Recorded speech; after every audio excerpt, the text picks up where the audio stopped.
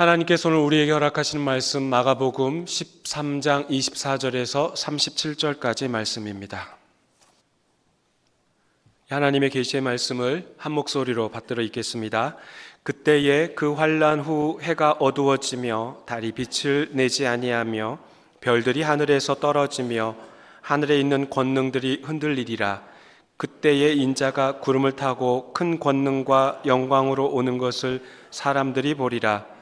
또 그때에 그가 천사들을 보내어 자기가 택하신 자들을 땅 끝으로부터 하늘 끝까지 사방에서 모으리라. 무화과 나무의 비유를 배우라. 그 가지가 연하여지고 잎사귀를 내면 여름이 가까운 줄 아나니 이와 같이 너희가 이런 일이 일어나는 것을 보거든 인자가 가까이 곧 문 앞에 이른 줄 알라. 내가 진실로 너희에게 말하노니 이 세대가 지나가기 전에 이 일이 다 일어나리라. 천지는 없어지겠으나 내 말은 없어지지 아니하리라. 그러나 그날과 그때는 아무도 모르나니 하늘에 있는 천사들도 아들도 모르고 아버지만 아시느니라. 주의하라, 깨어 있으라. 그때가 언제인지 알지 못함이라. 가령 사람이 집을 떠나 타국으로 갈 때에 그 종들에게 권한을 주어 각각 사물을 맡기며 문지기에게 깨어 있으라 명함과 같으니 그러므로 깨어 있으라.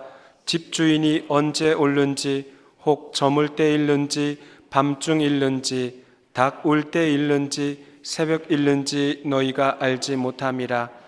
그가 호련히 와서 너희가 자는 것을 보지 않도록 하라. 깨어 있으라. 내가 너희에게 하는 이 말은 모든 사람에게 하는 말이니라 하시니라. 아멘. 교우 여러분 평안하셨습니까?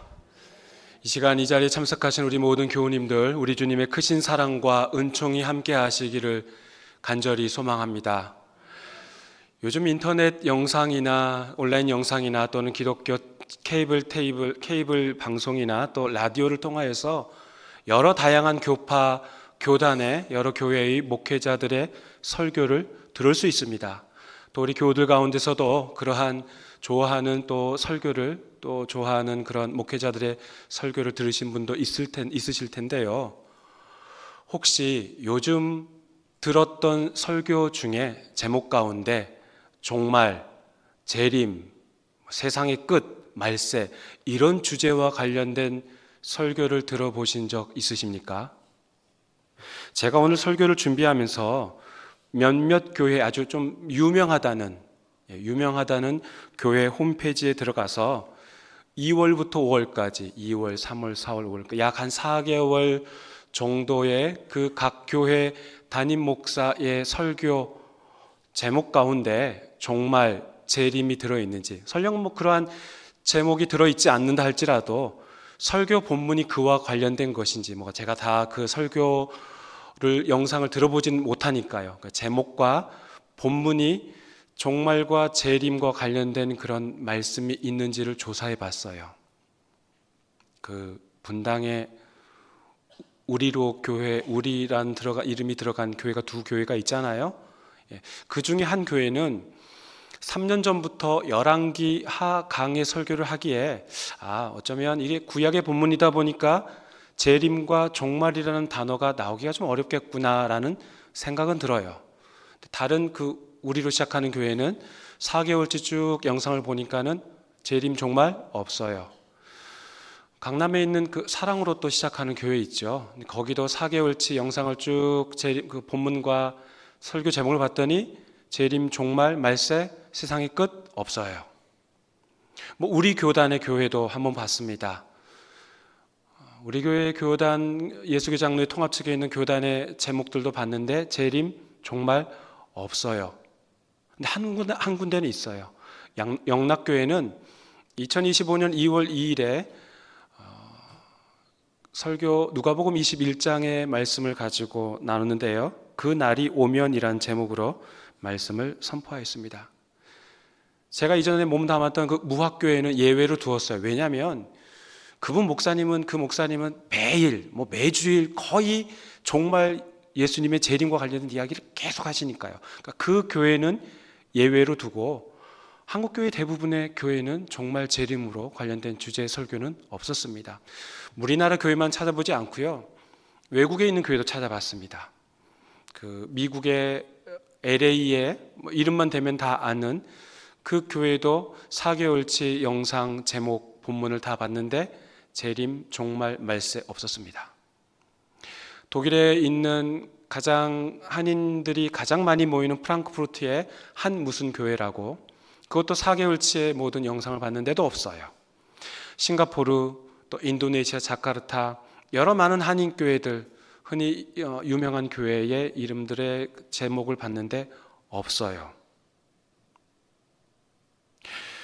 그렇다면 그럼 그런 교회들의, 한국 교회든 또 외국 교회 한인 교회든 과연 그럼 그런 교회들의 어떤 설교를 하고 있느냐 쭉 찾아서 보니까 회복, 은혜, 축복, 형통, 믿음, 기도, 대부분 이런 제목열의 설교를 하는 걸 봤습니다.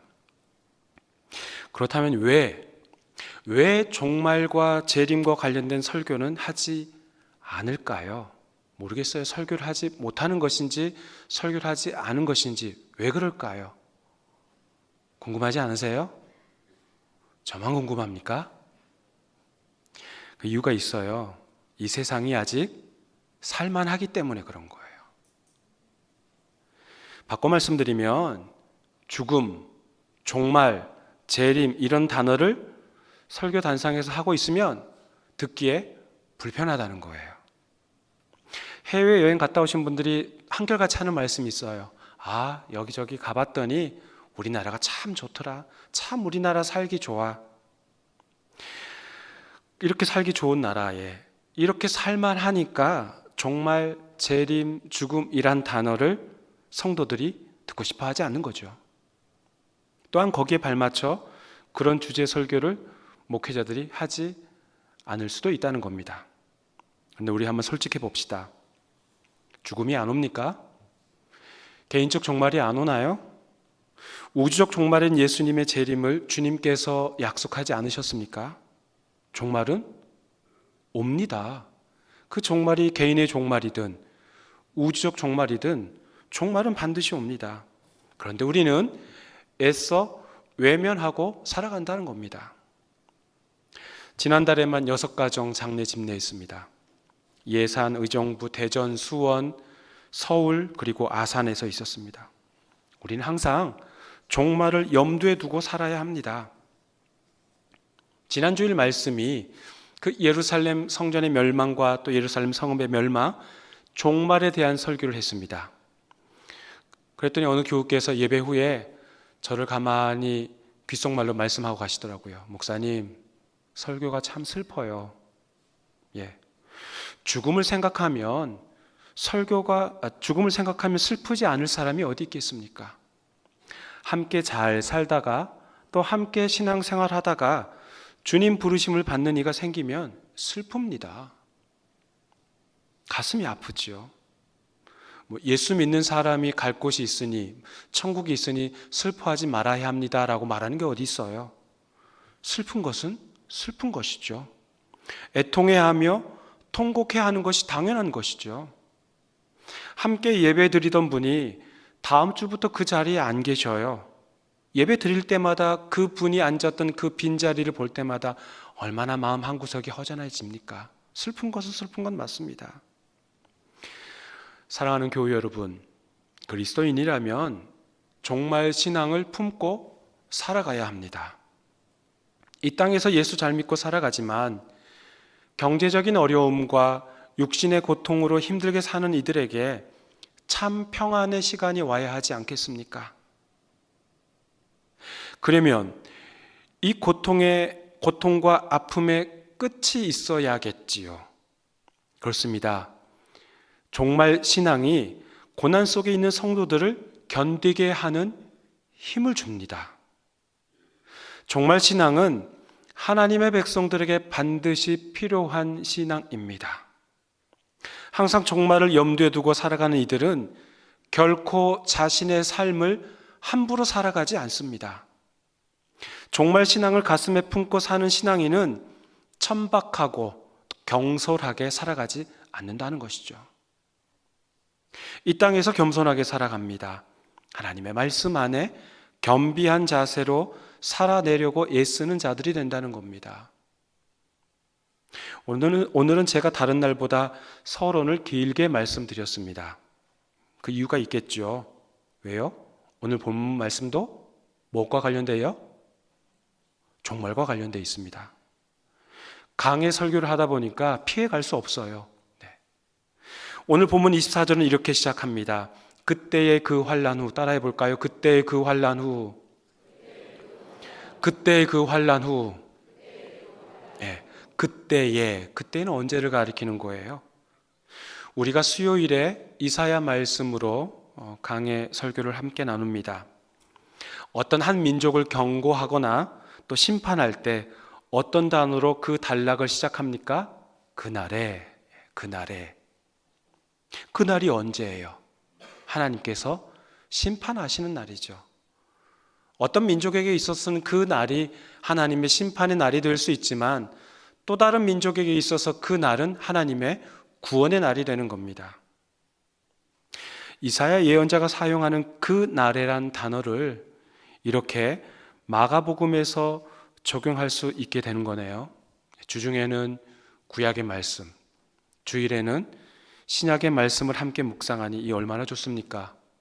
신구약을 두루 섭렵하여 말씀의 중심을 잡는 그런 균형 잡힌 신학을 추구하는 우리 교회, 좋은 교회 맞죠? 제 입으로 제가 이 말씀 드리는 거 굉장히 부끄럽긴 하지만 좋은 교회 맞아요. 그 날에나 그때에나 같은 문구입니다. 하나님께서 심판하시는 그 날을 말하는 겁니다. 그 날이 정확히 언제가 될지는 모르지만 여하튼 그 날이 온다는 거예요. 그 심판의 때, 다시 말하면 그 예루살렘의 멸망의 때에 나타날 묘사인데요. 오늘 본문 24절, 25절 말씀 함께 읽어보겠습니다. 그때에 그 환난 후 해가 어두워지며 달이 빛을 내지 아니하며 별들이 하늘에서 떨어지며 하늘에 있는 권능들이 흔들리리라.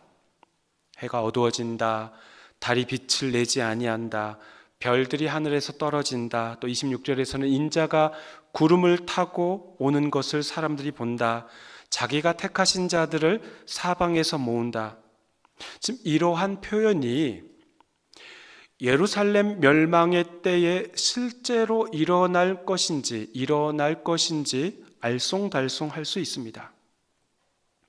그러나 제자들은 이 예수님의 말씀을 다 이해하고 있었던 거예요. 왜냐하면 이런 말투, 이런 어투가 당시 유행하던 묵시 문학에 나오는 표현이기 때문입니다. 묵시란 하나님께서 감추어 두신 비밀이란 뜻입니다. 그러니까 하나님께서 감추어 두신 비밀이 드러나는 것이 바로 묵시인데요. 그러니까 이런 표현은 구약의 예언자들이 많이 사용하였어요. 에스겔 예언자도, 요엘 예언자도, 이사야 예언자도, 에레미야 예언자도 다 대부분 이 묵시적인 문구 또 말투를 사용하였는데요. 그 중에 하나인 에스겔 32장 7절 말씀을 함께 읽어보겠습니다. 내가 너를 불 끄듯 할 때에 하늘을 가리어 별을 어둡게 하며 해를 구름으로 가리며 달이 빛을 내지 못하게 할 것임이며. 즉 이런 표현은 하나님께서 어떤 민족을 심판하실 때 당시 예언자들이 쓰던 표현이라는 것이죠. 그와 비슷한 표현을 지금 예수님께서 인용하신 겁니다. 마가복음 13장 1절을 보시면 예수님께서 성전에서 나오실 때, 성전에서 나오셨어요. 그곳에서 나오셔서 더 이상 자발적으로 성전에 들어가지는 않습니다.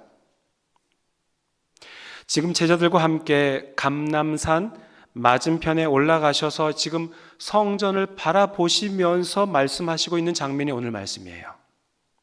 예수님께서는 구약의 예언자들의 말투를 인용하시면서 예루살렘과 또 예루살렘 성전의 멸망을 예고하신 겁니다. 그렇다면 26절에서 인자가 구름을 타고 내려온다. 이 말씀은 어떤 의미가 있냐는 거예요. 두 가지 의미가 있는데요. 첫 번째 의미는 세상의 종말, 세상의 끝을 의미하고 있고요. 두 번째 의미는 예루살렘 성전의 파괴, 예루살렘 성읍의 파괴를 의미합니다. 두 가지 뜻이 있다는 거예요. 첫 번째로는 예수님의 재림을 뜻합니다. 그 세상의 종말이라는 것이죠. 예수님께서는 이제 닷새 후에 십자가 처형을 당합니다. 지금 예수님께서는 죽음 직전 5일, 닷새를 앞두고 종말에 대해 말씀하고 있어요. 내가 구름을 타고 다시 올 것이다. 내가 곧 십자가의 길을 갈 거다. 나와 함께 십자가의 길을 걸어가는 자들은 깨어 있으라. 구름 타고 곧 오리라. 너희들은 보게 되고 심판의 날에 최후 승리가 있을 것이다. 이런 세상의 종말, 그때가 언제인지는 아직 모르지만 세상의 종말에 대해 말씀하고 있다는 겁니다.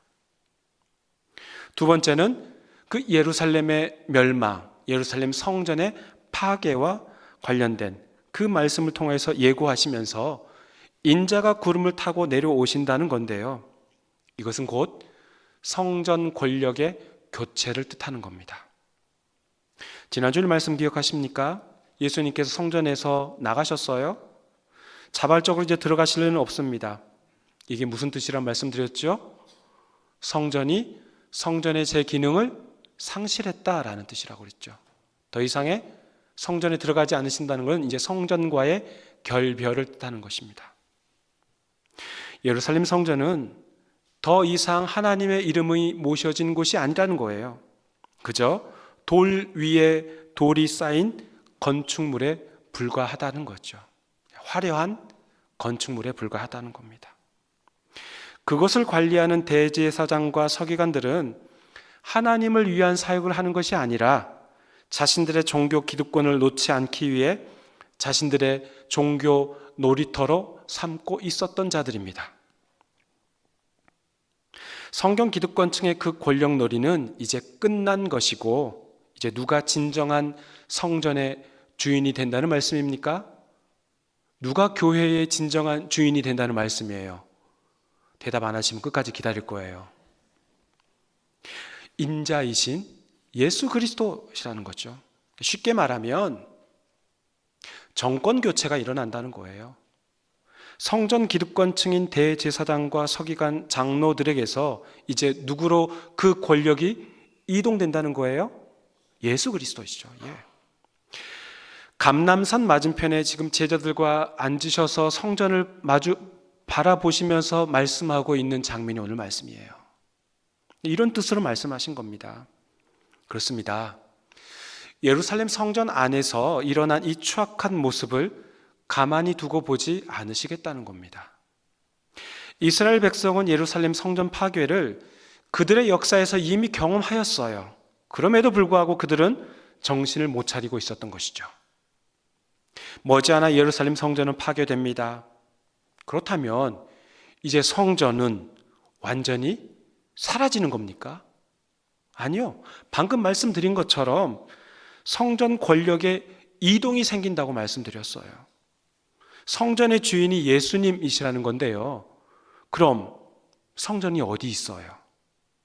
성전이 있어야 예수님께서 성전의 주인 노릇을 할 수 있는 것 아닙니까? 성전이 어디 있어요? 지금 이게 성전이에요? 이건 성전이 아니에요. 이거는 예배를 드리는 예배당이에요. 성전이 아니에요. 그럼 성전이 어디에 있어요? 고린도전서 3장 16절 말씀 읽어보겠습니다. 너희는 너희가 하나님의 성전인 것과 하나님의 성령이 너희 안에 계시는 것을 알지 못하느냐. 성전이 어디 있어요? 손가락을 다 가리켜 보세요. 들어보세요. 성전이 어디 있어요? 저기에만 있어요? 타인에게만 있어요? 자신에게 있는 거죠. 성전이. 내 안에 성령 하나님께서 거주하시기에, 내주하시기에 내가, 저와 여러분이 뭐라고요? 성전입니다. 성전. 그러니까 우리의 주인, 성전의 주인이 예수 그리스도시라는 거죠. 사랑하는 교회 여러분, 우리는 종말의 때에 살고 있습니다. 성전인 우리가 성전인 저와 여러분이 말씀 안에서 깊이 묵상하며 성전의 주인이신 예수 그리스도를 믿는 믿음 가운데 살아가는 저와 여러분이 되기를 간절히 소망합니다. 이것이 바로 종말의 때에 살아가는 신앙인의 자세입니다. 묵시문학의 표현을 사용하신 예수님은 이제 무화과 나무의 비유를 사용하십니다. 이스라엘의 3대 과실수 말씀드렸죠. 포도나무, 올리브나무, 또 하나는 무화과나무. 무화과나무. 무화과나무는 겨울에는 가지만 앙상하다가 날씨가 따뜻해지고 비로소 여름이 다가오면 새싹이 돋아나고 거기에 연한 잎이 돋아나며 이제 점점 여름이 다가오면 잎사귀 활짝 펴죠. 1년 6개월 전에 여기 이사 왔을 때 올론 목사님께 저에게 큰 선물 하나 주셨어요. 정말 화분이 이만한 화분인데요, 거기 안에 심겨진 나무가 있어요. 무엇이었을까요? 역시 척하면 척이네요. 지금 무화과나무 관련 이야기하고 있잖아요. 무화과나무가 심겨진 그 큰 화분을 선물로 주셨어요. 정말 신기하게도 겨울 되면 잎이 우수수 떨어집니다. 그런데 겨울이 되니까는 정말 이 나무가 죽은 것처럼 보여요. 아무것도 없는 것 같아요. 그냥 가지만 앙상하게 남아있어요. 날씨가 점점 따뜻해지니까 새싹이 돋아나요. 나뭇가지에. 거기서 작은 연한 잎이 생깁니다. 조금 지나니까 크게 바뀌어요. 하루하루 크게 바뀌어요. 신기하더라고요. 뭘 그런 걸 갖고 신기하냐고요? 저는 그런 거에 신기해요. 네. 그래서 지금 주님께서 말씀하시는 것은 무화과 나무의 그 잎사귀만 보고도 이제 여름이구나라는 걸 알 수 있다는 겁니다.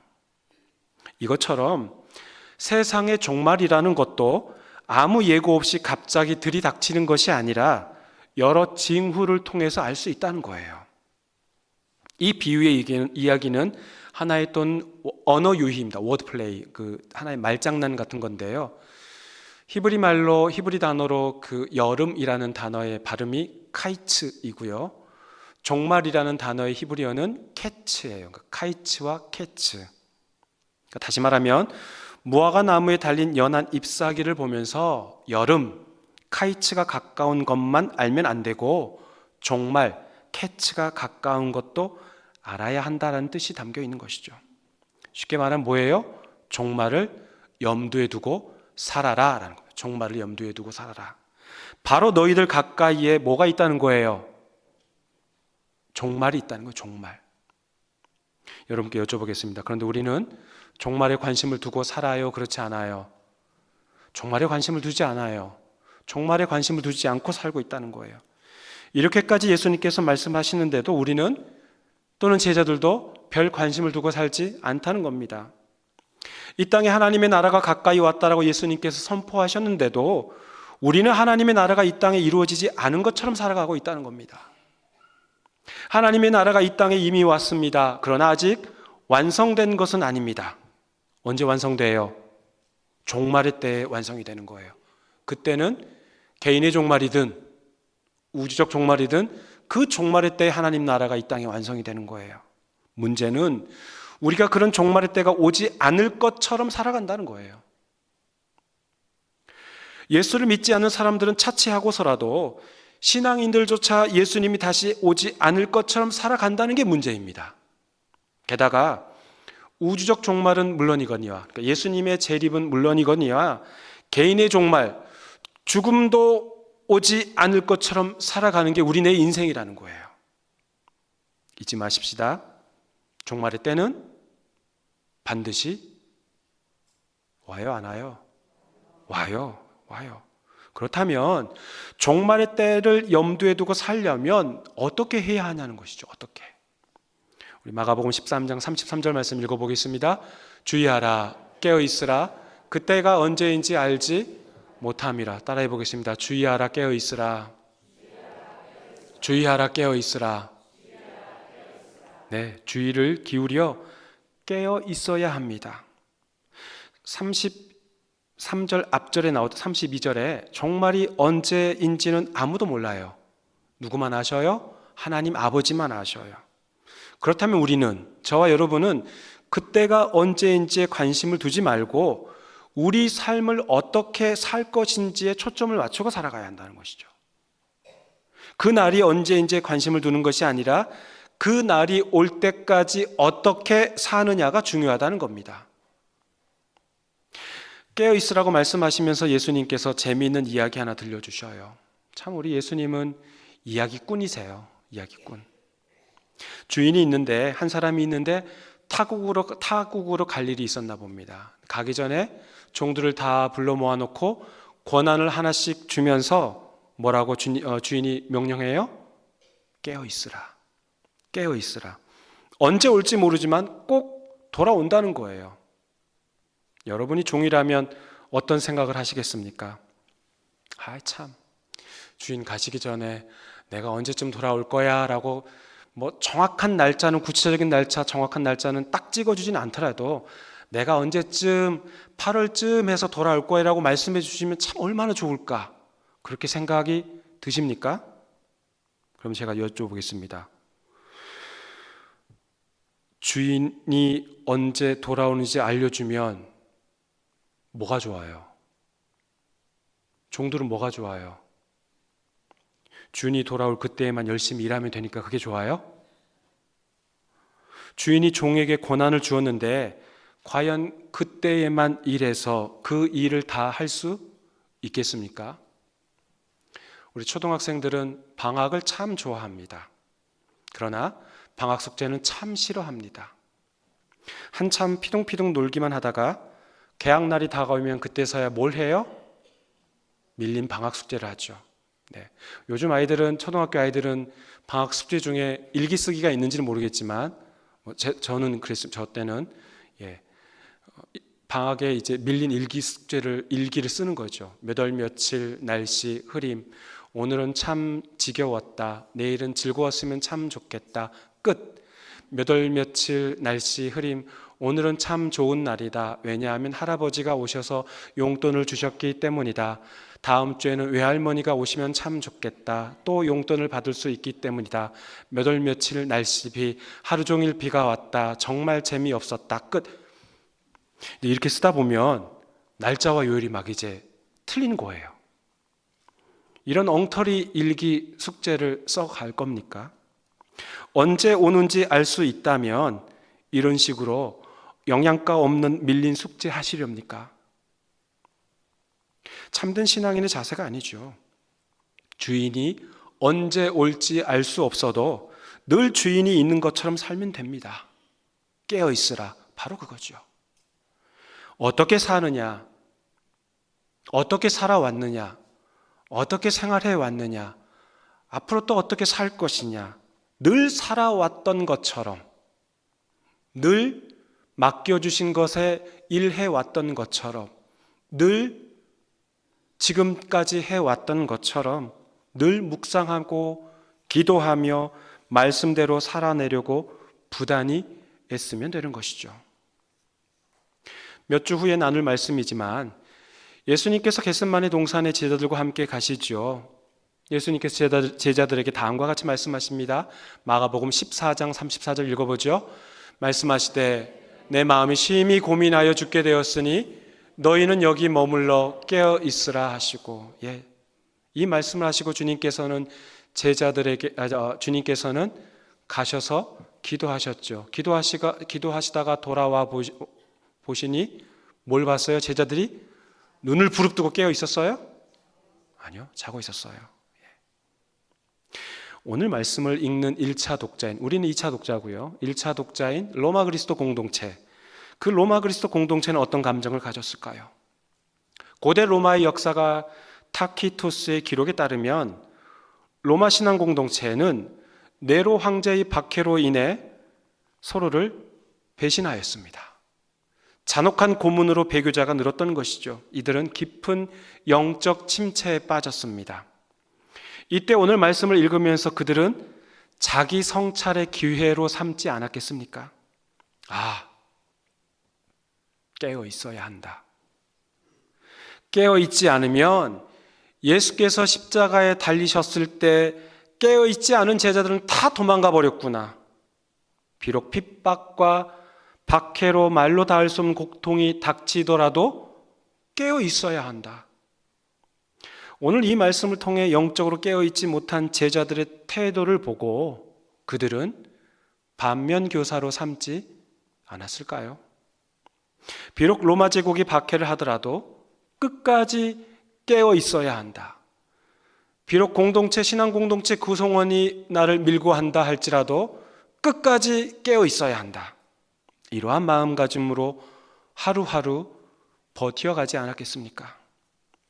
사랑하는 교우 여러분, 우리 주님이 언제 다시 오실는지 아무도 모릅니다. 그때가 언제인지 모른다고 해서 오시지 않는 게 아니에요.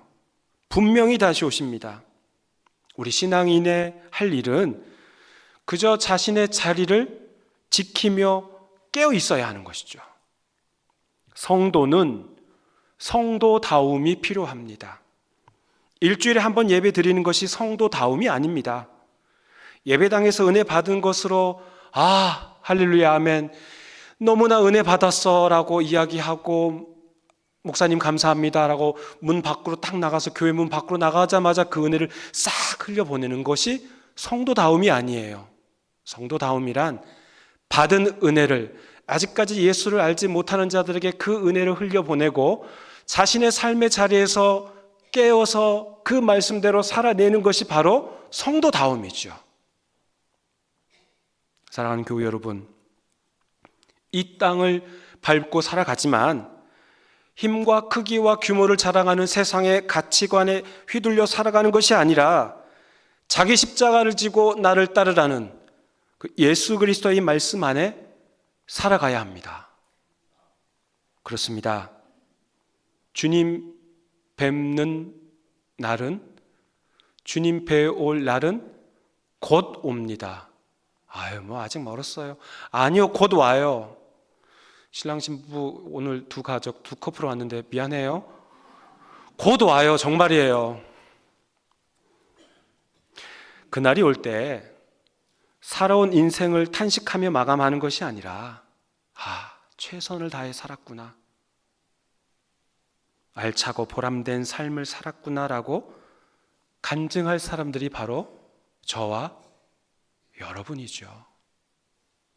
그날을 기대하고 기다리는 저와 여러분의 삶이 되기를 간절히 소망합니다. 하나님 아버지 감사합니다. 영적으로 깨어있는 자들이 되어야 할 텐데 우리는 그렇지 못하고 영적으로 잠든 자들이 되는 경우가 참 많습니다. 하나님께서 우리를 부르신 목적은 분명히 깨어 있으라, 종말의 때는 반드시 오리라 라고 주님 말씀하셨음에도 우리는 한 귀로 듣고 한 귀로 흘려버릴 때가 많습니다. 주님, 그러한 우리 연약함을 주님 다 아시기에 내 안에 계신 성령께서 우리를 굳건하게 붙잡아 주시고 그 말씀 안에 살아낼 수 있도록 주님 도와주옵소서. 예수님의 이름으로 기도합니다. 아멘.